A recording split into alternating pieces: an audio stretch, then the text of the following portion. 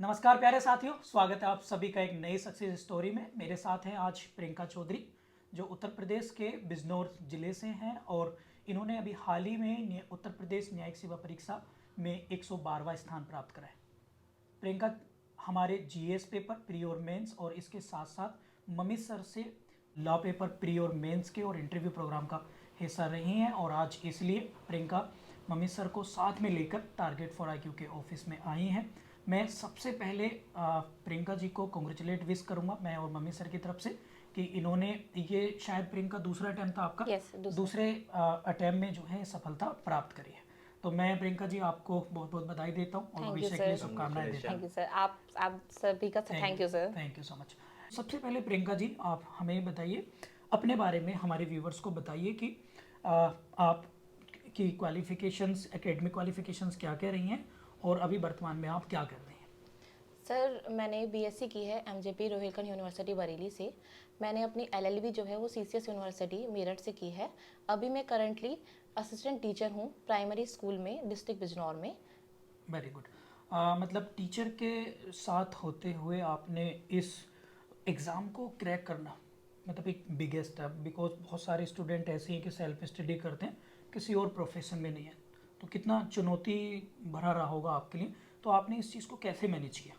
Sir देखिए tough तो है, मैं ये नहीं कहूँगी कि आसान है। एग्ज़ाम टफ़ है, इसमें हार्ड वर्किंग की बहुत ज़रूरत होती है और इसमें दो चीज़ हमेशा मतलब बहुत इंपॉर्टेंट है। मैं कहूँगी कि एक तो पेशेंस, हमेशा पेशेंस बनाए रखे। बहुत ही उतार चढ़ाव आएंगे इस परीक्षा में हमारे सामने, पर आपको पेशेंस हमेशा बनाए रखना है और कंसिस्टेंसी बहुत ज़रूरी है। आप लगातार पढ़िए, हर दिन पढ़िए। एक भी दिन आपका ऐसा ना हो कि आपने इस दिन पढ़ाई नहीं की। आपको रोज़ पढ़ना पड़ेगा, हमेशा पढ़ना पड़ेगा। प्रियंका, सबसे पहले तो कॉन्ग्रेचुलेशन। Thank you sir. और देखिए, मुझे बहुत खुशी है कि प्रियंका 2017-18 से मेरे साथ हैं और इन्होंने पहले भी उत्तर प्रदेश पीसीजे का इंटरव्यू भी फेस किया 2018 है, वाला। 2018 वाला। हाँ। तो बड़ी खुशी है। लेकिन प्रियंका ने, आपने, क्योंकि आप मेरे साथ रहे हैं तो मैंने देखा कि आपने हार नहीं मानी है और आज आप सफलता के कदम चूम थैंक यू चुके हैं। सर। थैंक यू तो सर। बहुत ही बड़ी बात है। लेकिन हम ये जानना चाहते हैं कि जो आपका ये सफ़र रहा है इस प्रिपरेशन में, आपने जो चूंकि आप टीचिंग के साथ आपने चैलेंज भी फेस किया है, तो आपने प्री से लेके मेंस क्वालिफाई किया है, फिर इंटरव्यू फेस किया आपने। तो कैसे आपकी ये सक्सेस स्टोरी, कैसे, मतलब कहाँ से शुरू होती है और कैसे कैसे आपने इस पूरी जर्नी को पूरा किया है। सर देखिए, जब मैं पहली बार सर के यहाँ आई थी तो मैंने सर को बताया था कि सर मैं एग्ज़ाम की तैयारी करना चाहती हूँ। सर ने मुझे गाइडेंस दी कि आपको ये सर ने सबसे पहले मुझे बताया कि 3 स्टेजेस में होता है ये exam, pre mains and interview में होता है। हमने प्री की, ऐसा नहीं है कि प्री की अलग से तैयारी की, हमने प्री के साथ साथ मेंस की भी तैयारी की और उसके साथ साथ ही इंटरव्यू की भी तैयारी की। जब सर पढ़ाते थे कोचिंग में तो सर, हमारा 10 मिनट का सेशन यही होता था कि वो हर बच्चे से क्वेश्चंस पुट अप करते थे। इसके साथ इससे क्या हुआ कि हमारे इंटरव्यू की तैयारी भी साथ साथ चलती रही। और मेंस के लिए मैं ये कहूँगी कि सर ने हमें इतनी आंसर राइटिंग कराई है कि हमें एक एक सेक्शन मतलब एज इट इज़ याद था जैसे बेरेक्ट में लिखा है। तो मैं सर का, सबसे पहले तो मैं सर का ही धन्यवाद करना चाहूँगी कि सर ने मुझे इतनी गाइडेंस दी कि मैं ये परीक्षा पास कर सकूँ। क्योंकि जब मेरा 2018 में नहीं हुआ था इंटरव्यू के बाद सिलेक्शन, तो मैं बहुत डिप्रेस हो गई थी। तो सर ने मुझे मोटिवेट किया और सर ने मुझे ये एहसास दिलाया कि मैं ये एग्ज़ाम क्रैक कर सकती हूँ, मेरे अंदर है वो कैपेबिलिटी, मैं कर सकती हूँ। तो मैं सभी से ये कहूँगी कि आप सभी कंसिस्टेंसी के साथ ये मेहनत करें और आप सभी ये एग्ज़ाम निकाल सकते हैं। तो जैसे आपने प्री और मेंस की तैयारी की है, तो उसमें आप जो हमारे व्यूवर्स हैं उनके बारे में क्या कहना चाहेंगे कि कैसे तैयारी करनी चाहिए, कौन से टेक्स्ट बुक या बैरक पे हमें फोकस करना चाहिए, कैसे तैयारी रही आपकी। मतलब ओवरऑल एक प्री के लिए क्या रणनीति होनी चाहिए और और फिर मेंस जी, के लिए क्या मेंस के लिए रणनीति क्या होनी रणनीति चाहिए, फॉलो ताकि किया फर्स्ट आपने। अटैम्प्ट में, बिकॉज आप फर्स्ट अटैम्प्ट में आपका नहीं हुआ था, यस तो सर। कुछ ना कुछ मिस्टेक्स तो हुई होंगी आपसे। यस सर, बिल्कुल। तो वो क्या चीज़ें आपने फेस की हैं कि अगर मैं इन पे काम कर लेती तो शायद जल्दी सिलेक्शन हो जाता। Yes sir. सर देखिए, प्री के लिए मैं कहूँगी कि बेयरेक्ट जो है वो मेन की है। बेयरेक्ट आपको बाय हार्ट याद होना चाहिए। बेयरेक्ट की सेक्शंस कौन सा, किस सेक्शंस में, वो बाय हार्ट याद होना चाहिए।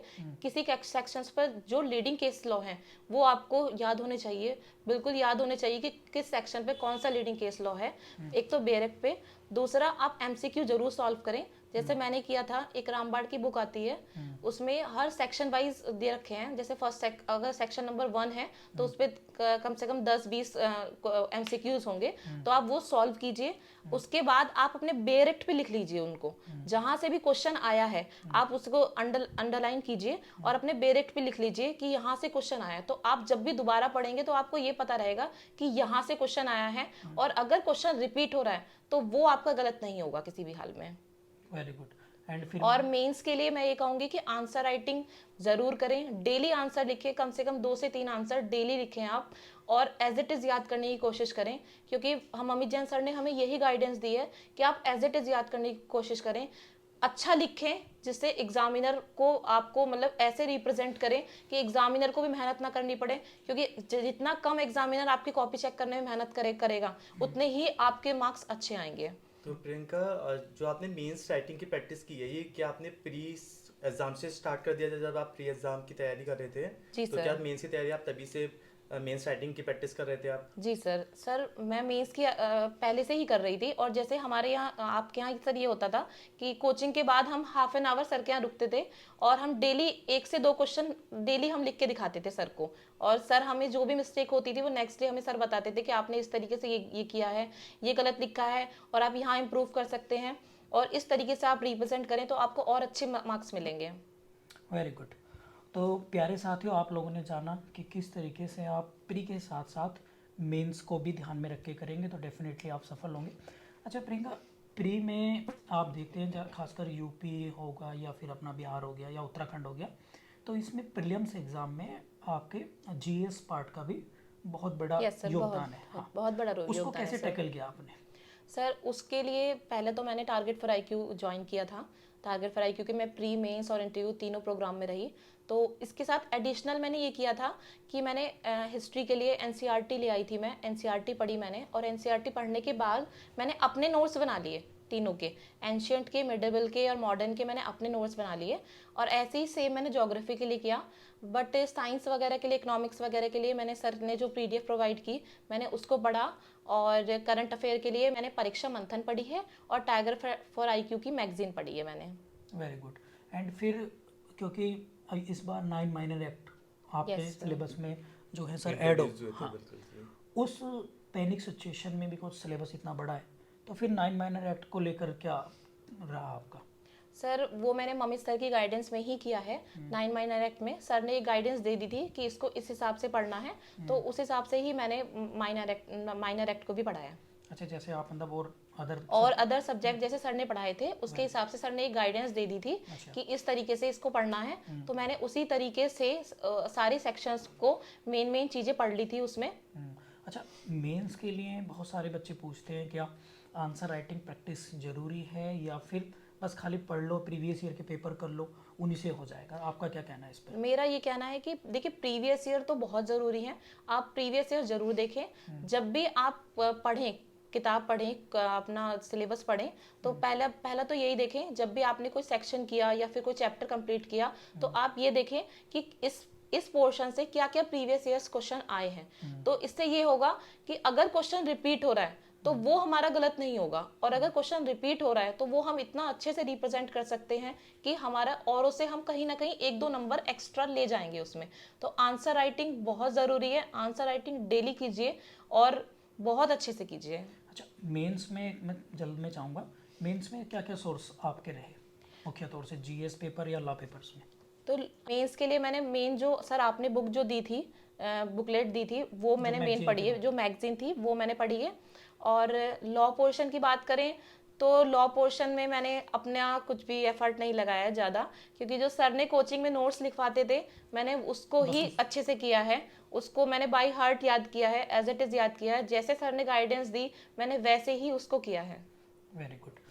अच्छा मम्मी सर, ये बताइए कि जैसे कोई भी बच्चा है कि पहले प्री की तैयारी कर रहे, नहीं जी हमें तो बस पहले प्री की करा दो। जी जी। या प्रियंका आप भी बताइए कि नहीं जी हम तो पहले प्री की करेंगे, मेंस की बाद में सोचेंगे। हाँ, आप मतलब इस पे क्या कहना चाहेंगे? देखिए मेरा मानना है कि यदि हम सिर्फ प्री की तैयारी करते हैं तो यदि हम प्री क्वालिफाई भी कर लेते हैं तो मेंस के लिए बहुत कम टाइम होता है।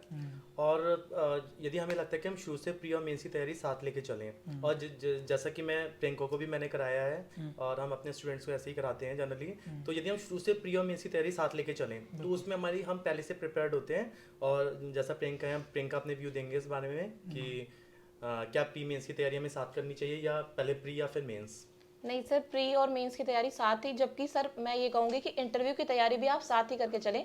जैसे मम्मी जैन सर ने हमें कराया है कि इंटरव्यू के लिए 10 मिनट डेली हमसे क्वेश्चन पुटअप करते थे, तो इतना कॉन्फिडेंस हमारे अंदर बिल्डअप हो चुका था लास्ट तक कि हमसे कोई कभी भी कोई क्वेश्चन करेगा, हम तुरंत इतने एबल थे बताने के लिए कि हम एज इट इज बताते थे कि सर इस सेक्शन में ये लिखा है, ये केस लॉ है, इस तरीके से इस सेक्शन को हमने डिस्क्राइब किया है। लेकिन जो आपने मेंस में आपने कुछ बताया कि आपने कुछ अलग पैटर्न पे लिखा था, जो मुझे लगता है कि आपकी जो इतनी अच्छी रैंक आई, 112वीं रैंक आई है, तो क्या आप बताना चाहेंगे कि जो हमारे स्टूडेंट्स हैं कि मेंस राइटिंग में क्या ट्रिक होती है, क्या कैसे लिखा जाना चाहिए? सर मैंने जो अपने तरफ से एफर्ट्स डाले हैं इस बार, क्योंकि मेरा पिछली बार सिलेक्शन नहीं हुआ था, तो फिर मैंने कोशिश की थी कि मैं कितना अच्छा लिख पाऊँ कि इस बार मेरा मतलब सिलेक्शन हो जाए, फाइनल सिलेक्शन मेरा हो जाए।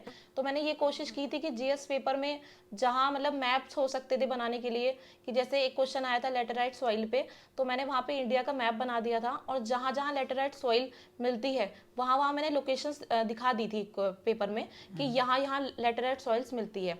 ऐसे ही सेम मैंने लॉ के पेपर में भी किया। मैंने चार्ट्स बनाए कि इस जो भी सेक्शंस पूछी गई है उस पर मैंने चार्ट्स बनाए, उस सेक्शंस के कीवर्ड्स दिखाए, मैंने अंडरलाइंस किया अलग से कि इस तरीके से मतलब रिप्रेजेंट किया, बहुत अच्छे से रिप्रेजेंट किया कि एग्जामिनर को भी ज़्यादा मेहनत ना करनी पड़े मेरी कॉपी में, उनको अलग से दिखाई दे कि जो उन्होंने पूछा है वो अलग से दिखाई दे कि इस लड़की को सब कुछ पता है। Very good. अच्छा, आपने इंटरव्यू का नाम लिया अभी कि अब ये बताइए किसी भी कैंडिडेट को जो जुडिशरी की तैयारी कर रहे हैं, मॉक इंटरव्यू कितना महत्वपूर्ण है उनके लिए, और फिर इंटरव्यू का आपका एक्सपीरियंस क्या रहा, कैसे कैसे क्वेश्चन पूछे गए? यस सर, मॉक इंटरव्यू बहुत इंपॉर्टेंट है। मुझे लगता है कि मॉक इंटरव्यू में मैंने जो गलती की वो मैंने वहाँ जब एक्चुअल इंटरव्यू मेरा हुआ मैंने वहाँ सुधार ली। जैसे मुझे जो फीडबैक दिया था, मैं विदाउट परमिशन रूम के अंदर मैं एंटर हो गई थी, तो सर आपने मुझे सजेशन दिया था कि आपने परमिशन नहीं ली है, तो मैंने वहाँ पे यही सुधार किया था कि सबसे पहले तो मैंने परमिशन ली थी, मे आई कम इन बोला था सर को, फिर मैंने सबको ग्रीड भी किया था, और आपने मुझे ये भी बोला था कि आप ना किसी एक पर्सन को ही देख के आंसर कर रहे हैं, आप सबको नहीं देख रहे हैं, तो मैंने सबको देख के फिर आंसर किया था। एक तीसरी गलती मैंने ये की थी कि मैं बहुत सीरियस थी, मैं बिल्कुल स्माइल नहीं कर रही थी वहाँ पे, तो ये सब चीज़ें मैंने याद रखी, वहाँ पे मैंने बिल्कुल स्माइल की, अच्छे से मतलब अपने आप को रिप्रेजेंट किया। जो आपने हमारे टारगेट फॉर IQ में जो ऑफलाइन मॉक दिया था उसका एक्सपीरियंस क्या है? हालांकि बहुत सारे साथी अब तक उस वीडियो को देख चुके होंगे, प्रियंका का ऑलरेडी हमने मॉक इंटरव्यू की जो वीडियो पब्लिश कर दिया, आपका कैसा एक्सपीरियंस रहा यहाँ पर? सर मेरा यही एक्सपीरियंस रहा कि जो भी मैंने गलतियाँ की यहाँ पे वो मैंने वहाँ पर सुधार ली और अच्छे से अपने आप को रिप्रेजेंट किया, क्योंकि मॉक इंटरव्यू का बहुत बड़ा रोल है, क्योंकि कहीं ना कहीं मतलब मुझे लगता है कि पिछली बार मेरा बहुत कम नंबरों से रह गया था। I think 3-4 number. हाँ यस सर, 4 नंबर से मेरा रह गया था वहाँ पे सिलेक्शन, तो मुझे ऐसा लगता था कि अगर कहीं ना कहीं मेरे 4 नंबर इंटरव्यू में ज़्यादा होते तो मैं हो सकता था कि शायद मैं पिछली बार ही सेलेक्ट हो जाती। तो इस बार मेरा ये था कि मैं अच्छे से सब कुछ करूँगी, प्री भी, मेंस भी और इंटरव्यू भी। तो इंटरव्यू का बहुत बड़ा रोल रहता है, मतलब छोटी छोटी बातें में ध्यान छोटी रखनी छोटी चाहिए, हर क्योंकि स्टेजेस पे आपको खड़े बिल्कुल, उतरना है। क्योंकि छोटी छोटी गलती से हमारे सिलेक्शन अंदर और बाहर हो जाते हैं हम। यस तो सर, मॉक इंटरव्यू मुझे लगता है बहुत इंपॉर्टेंट है जो बहुत टारगेट फॉर IQ important। ने आपको कराया है। यस सर, हाँ, बहुत बिल्कुल। इंपॉर्टेंट और रहा। क्या आपको लगता है कि यार जो स्टूडेंट्स हैं वो भी उनको भी मॉक इंटरव्यू देना चाहिए यदि ऐसा मौका आता बिल्कुल है तो? सर, मुझे लगता है कि हर स्टूडेंट को मॉक इंटरव्यू देना चाहिए, बिल्कुल। और जो भी आपकी गलतियां होंगी वो आप सुधार लेंगे वहाँ पे, क्योंकि हमें पता नहीं होता है कि हम क्या गलती कर रहे हैं, हम अपना असेसमेंट खुद नहीं कर सकते, हमारे जो टीचर्स हैं वो हमारा असेसमेंट करेंगे और हमें बताएंगे कि हमने क्या गलती की है, और जो भी गलती हम करते हैं वो हम वहाँ सुधार लेते हैं।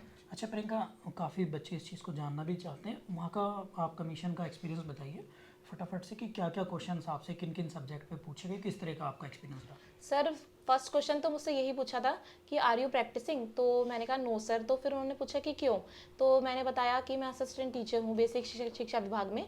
तो उन्होंने फिर हम क्या हुआ कि उसी डायरेक्शन में इंटरव्यू चला कि राइट टू एजुकेशन, लगभग 10 minute right to education discussion हुआ कि right to education fundamental right है या नहीं, कौन सा अमेंडमेंट हुआ है, क्या इस पे कोई एक्ट है या नहीं, और ये सब डिस्कस हुआ। न्यू एजुकेशन पॉलिसी मुझसे बहुत ही डीपली डिस्कस हुई, उसका जो फॉर्मूला है 5+3+3+4, ये पूरा अच्छे से डिस्कशन हुआ कि ये कैसे इम्प्लीमेंट हुआ है। और ये भी क्वेश्चन मुझसे पूछा गया कि बीएड वालों को भी प्राइमरी एजुकेशन से हटा दिया गया है, तो आपका क्या मानना है कि ये क्यों हुआ है, या फिर ये सही हुआ है या नहीं हुआ है। मतलब ओपिनियन बेस्ड क्वेश्चन पूछे मुझसे। फिर और उसके बाद लॉ से रिलेटेड मुझसे कॉन्स्टिट्यूशन से पूछा, आर्टिकल 12 पूछा, आर्टिकल 13 पूछा, अमेंडमेंट ऑफ कॉन्स्टिट्यूशन पूछा गया मुझसे, रेवेन्यू से क्वेश्चन पूछे गए मुझसे, म्यूटेशन पे क्वेश्चन पूछे गए, भूमि दर वे ट्रांसफरेबल राइट के रेस्ट्रिक्शंस क्या क्या हैं वो क्वेश्चन मुझसे पूछे गए, ग्राम सभा मुझसे पूछी गई, ग्राम पंचायत मुझसे पूछी गई, और उसके बाद मुझसे डाइन डिक्लेरेशन पूछा गया, सेक्शन 25 एविडेंस एक्ट मुझसे पूछा गया, प्रेसिडेंट रूल मुझसे पूछा गया, आर्टिकल 15 क्लॉज 3 मुझसे पूछा गया, वुमेन्स के बेनिफिट्स के लिए जो जो एक्ट बने हैं वो मुझसे पूछे गए, और भी बहुत सारे क्वेश्चन पूछे गए। ओके, तो ये तो था आपका इंटरव्यू का। मतलब अगर कुछ बच्चे ऐसे सोचते हैं कि नहीं जी जो सिलेबस है या लोकल एक्ट से कम पूछे जाते हैं, आपका क्या कहना है इस पर? नहीं, लोकल एक्ट बिल्कुल पूछा जाता है, और मुझसे पूछा गया है, मुझसे बहुत डीपली लोकल एक्ट पूछा गया, रेवेन्यू कोड, पंचायती राज, ये सब मुझसे पूछा गया है। और बीइंग अ वुमेन, क्या वुमेन रिगार्डिंग कोई एक्ट उसके यस ऊपर कोई सर, क्वेश्चन आपसे पूछा ये गया? मुझसे पूछा गया था। सबसे पहले तो मुझसे यही पूछा था कि आर्टिकल 15 क्लॉज 3 क्या है। अच्छा। तो फिर मैंने बताया क्या है। उसके बाद फिर उन्होंने पूछा कि क्या वुमेन्स के बेनिफिट्स के लिए कोई पर्टिकुलर एक्ट बने हैं, तब फिर मैंने जो भी एक्ट हैं वो सब बताए। तो मुझे लगता है बीइंग यदि वुमेन कैंडिडेट कुछ वुमेन Yes, अगेंस्ट sir. जो ऑफेंसेस हैं तो वो हमें पढ़ लेना चाहिए। बिल्कुल पढ़ लेना चाहिए, उन पे तो हमारा बिल्कुल फोकस होना चाहिए, क्योंकि हम एक वुमन है तो हमें उस पे फोकस होना चाहिए, और हमसे ये पूछा जाएगा और हमसे ये उम्मीद की जाएगी कि ये हमें पता ही होना चाहिए। बिल्कुल। Very good. प्यारे साथियों, मैं आपको और बताना चाहूँगा यहाँ पर कि जैसे प्रियंका जी ऑलरेडी टीचर हैं, तो इनके ऑक्यूपेशन के साथ साथ एकेडमिक और वुमेन से रिलेटेड आपको इंटरव्यू में ये चीज़ें विशेष तौर से ध्यान रखनी पड़ेंगी। और यहाँ से फिर क्वेश्चंस, मैम ने बताया कि इंटरव्यू पूरा का पूरा फिर उसी फेज़ में चला गया। तो इसके साथ साथ प्रियंका, चलिए ये तो बहुत सारी बातें हो गई हैं हमारी। अब ये बताइए कि घर वालों का क्या रिएक्शन है कि लड़की पहले तो टीचर थी, अब जज बन गई है। घर वाले वालों का क्या बहुत reaction? खुश हैं, बहुत खुश हैं। एक्चुअली ये मेरे फादर का सपना था कि उनकी बेटी जज बने, तो बहुत खुश हैं। अभी मेरे फादर नहीं है इस दुनिया में, पर मेरे पूरा परिवार बहुत खुश है। Very good. मैं बताना चाहूँगा साथियों कि इस प्रिपरेशन जर्नी में हर एक साथी को अपने सगों को भी खोना पड़ता है, बहुत सारी हमें परेशानियाँ आती है, परंतु प्रियंका इसकी एक मिसाल है कि एक टीचर होने के साथ साथ और परिवार को संभालने के साथ साथ इनके पिताजी अनफॉर्चुनेटली शायद 2019 में एक्सपायर हो गए थे, और फिर उसके बाद भी इन्होंने अपने आप को बैलेंस रखा और फाइनली क्रैक कर दिया। तो हमें इनसे इंस्पायर होना चाहिए। एंड प्रियंका, चलिए तो हो गया इस पूरी सफलता का। हालांकि सफलता किसी एक इंसान को कभी नहीं दी जा सकती है, फिर भी अपना रोल मॉडल किसे मानते हैं और किसे आप अपनी सफलता का श्रेय देना चाहेंगे? सर, सबसे पहले तो मैं अपने फादर को देना चाहूँगी, क्योंकि उन्होंने ही मुझे ये सपना दिखाया था कि जज बनना चाहिए और न्याय करना है, आपको इम्पार्शियल रहना है। और अगर अपने फादर के बाद अगर मैं किसी का नाम लेना चाहूँगी तो मैं मम्मी जैन सर का नाम लेना चाहूँगी, क्योंकि इन्हीं की गाइडेंस के बिना शायद ये जर्नी इतनी आसान नहीं होती मेरे लिए, क्योंकि सर ने हर मोड़ पर मुझे सपोर्ट किया है। क्योंकि हर स्थिति ऐसी भी आई कि जहां मुझे ऐसा लगा कि शायद अब छोड़ देना चाहिए, अब नहीं हो पाएगा, पर सर ने मुझे हमेशा गाइड किया, सर ने सपोर्ट किया, मोटिवेट किया कि नहीं आप कर सकते हो, कोई बात नहीं, परिस्थिति आती है, सबके साथ आती हैं। तो मैं सभी से ये कहना चाहूँगी कि आप सभी लगे रहें। और एक चीज़ मैं उन सभी के लिए कहना चाहूँगी जिनका इस बार सिलेक्शन नहीं हुआ है, आप बिल्कुल डिप्रेशन ना हो, उठे, फिर से खड़े हो, फिर से लग जाएं, क्योंकि अगर आपने आज नहीं हुआ कोई बात नहीं, पर आपका कल को जरूर होगा। आप मेहनत कीजिए। देखिए, मुझे पता है कि इंटरव्यू के बाद अगर सिलेक्शन नहीं होता तो क्या स्थिति होती है, बिल्कुल डिप्रेशन की स्थिति आ जाती है, पर अगर आप लगे रहेंगे तो आपका सिलेक्शन जरूर होगा। और आप के अंदर जो भी कमी रह गई है आप उसको इस अटेम्प्ट में, जो आने वाला अटेम्प्ट होगा उसमें सुधार लीजिए और अपनी जो गलतियां हैं उन पे फोकस कीजिए और मेरा मानना यह है कि आपका सिलेक्शन जरूर होगा। देखिए प्रियंका, आपने जो बात कही है मैं अभी कहना चाहूँगा कि जब आपका सिलेक्शन नहीं हुआ था 2018 यस में, सर, यस तो सर, वो चीज़ मैंने देखी थी और काफ़ी आप बहुत डिमोटिवेट थे, बहुत डिप्रेशन में थे उस यस समय। सर, लेकिन मैं आप सबसे कहना चाहूँगा कि आज ये जज हैं, यानी कि इन्होंने अपनी जो डिप्रेशन था उसको बाईपास करते हुए फिर से मेहनत की इन्होंने, और ये आप बिल्कुल। सबके लिए एक एग्जाम्पल हैं और बड़ी खुशी की बात है कि आप दूसरों को मोटिवेट कर सकते हैं अब। और मैं भी ये चाहता हूँ कि आप सब इनसे इंस्पायर होइए और यदि किसी का सिलेक्शन नहीं हुआ है तो आप फिर से खड़े होइए और फिर से मेहनत कीजिए। बिल्कुल, हम पूरी टारगेट फॉर IQ की टीम भी, हम सारे टीचर, मम्मी जैन सर या हमारे और साथी टीचर्स आप लोगों की पूरी मदद करने के लिए तैयार हैं। यदि आपका किसी वजह से दुर्भाग्य से नहीं हुआ है तो आप डेफिनेटली हमसे ज़रूर संपर्क करिए।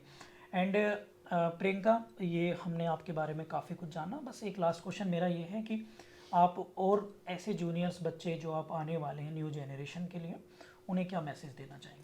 मैं यही मैसेज देना चाहूंगी कि आप सभी खूब मेहनत कीजिए। देखिए हार्ड वर्क का कोई सब्स्टिट्यूट नहीं है। अगर आप हार्ड वर्क नहीं करेंगे तो कुछ नहीं मिलेगा आपको, बहुत मुश्किल है। हार्ड वर्क का कोई सब्स्टिट्यूट नहीं है।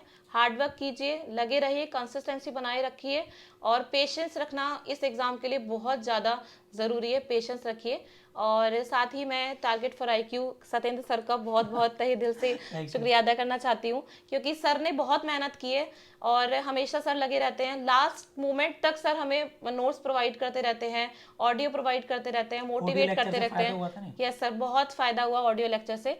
और मेरे साथ तो ये भी हुआ है कि सर को मैंने मैसेज डाल दिया कि सर इस पे मुझे लेक्चर दे दीजिए, मुझे इस पे ऑडियो बना के दे दीजिए। लास्ट मोमेंट तक मेरा इंटरव्यू था, उससे पहले भी मैंने सर को मैसेज कर दिया कि सर फार्मर्स बिल याद नहीं आ रहा मुझे, उस पर मुझे थोड़ा सा बता दीजिए। तो सर ने मुझे ऑडियो बनाकर भेज दी तुरंत कि ये है। तो मैं सर का बहुत बहुत थैंक यू करना चाहूंगी कि सर ने मुझे इतनी हेल्प की। प्रियंका प्यारे साथियों 2018 वाले बैच में भी GS बैच का हिस्सा थी एंड लॉ की पूरी तैयारी मम्मी सर के मार्गदर्शन में करी है। मम्मी सर पिछले 2 साल से टारगेट फॉर IQ परिवार के हिस्सा हैं, आप लोग सभी जानते हैं। और बाकी हम फिर से मम्मी सर और मैं सत्येंद्र प्रियंका जी को फिर से बेस्ट विशेष देते हैं और अपनी तरफ से जो है हम इन्हें पुष्प देते हैं। Please sir. Thank you sir, thank you so much sir. आपको फिर किसी नेक्स्ट हम नए स्टोरी में मिलेंगे सक्सेस। आपके यदि कोई और क्वेश्चन भी हैं प्रियंका जी से पूछने तो आप इस कमेंट बॉक्स में लिख सकते हैं, प्रियंका आपको वहाँ पर रिप्लाई कर देंगे। थैंक यू, जय हिंद।